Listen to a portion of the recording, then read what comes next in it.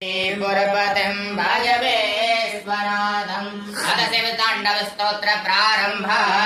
जटाटवीगलज्वल प्रवाह पावितस्थले कलेवलं विलम्बिताम्बुजङ्गे तुङ्गमालिकाण्डमट्टमट्टमन्निनादवट्टमर्वयं चकार चन्द्रताण्डवं तनोतु नः शिव शिवं जटाकटाह सभ्रमभ्रमन्निलिं निर्जरी विलोल बीजवल्लरी विराजमान मूर्ध्वनि धगध धगध धगज्वलल्ललाट कट्ट पावके किशोर चन्द्रशेखरे रति प्रतीशरं मम धराधरेन्द्र नन्दिनी विलास बन्धु बन्धुरस्फुरद्दुरन्त सन्तति प्रमोदमान मानसे कृपा कटाक्ष धोरिणी दुर्धरापति क्वचित् दिगम्बरे मनो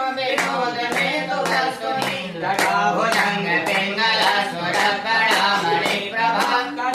कुंकमद्रव प्रलिप्त दिग्वरो मुखे मनान्दरन्दु स्फुरत् गोत्तरीय मेदुरे मनो विनोद मदभुतं विभर्गभूत भर्तरी ललाट चत्वरज्वल धनञ्जय स्फुलिङ्ग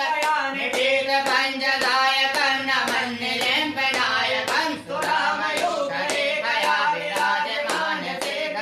महाकपालि संपदे सरिज्जटालमस्तु सहस्रलोचन प्रवृत्त शेषलेख शेखरा प्रतोने धोले धोरणी सदां धृतेन भो भुजंग राजमालयानि बद्ध जाट झूटिका श्रीयेतिराय जायतं चकोर बन्धु शेखरा कलाय बाल पट्टिका धगज्वल धनञ्जयाहुते कृता प्रचण्ड कञ्जदायके धराधरेन्द्र नन्दनी प्रपत्तिका प्रबलकनैक जलपनि त्रिलोचने रतिर्महानवीन मेघमण्डले निरुद्धतु धरास्वरात्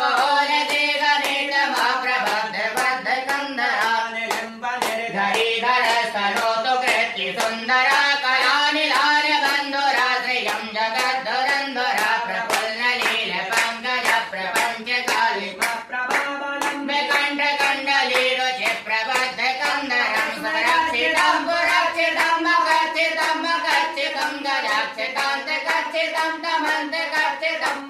अगर्भ सर्वमङ्गलाकलाकदम्ब मञ्जरे रसप्रवाह माधुरे प्रदम्बणे मधुव्रतं भ्रान्तकं पुरान्तकं भवान्तकं मकान्तकं गजान्तकान्तकान्तकं तमान्तकान्तकं मदे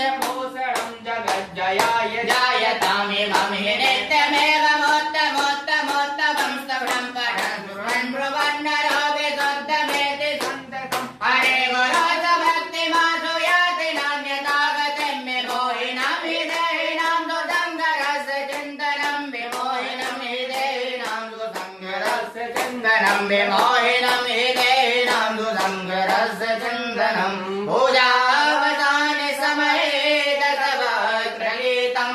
यः शम्भुभोजनमिदां पठते प्रदोषे तस्य स्थिरां रतगजेन्द्रतुरङ्गयुक्तां लक्ष्मीं सदैव सुमुखीं प्रददाति शम्भो शङ्कर भगवान्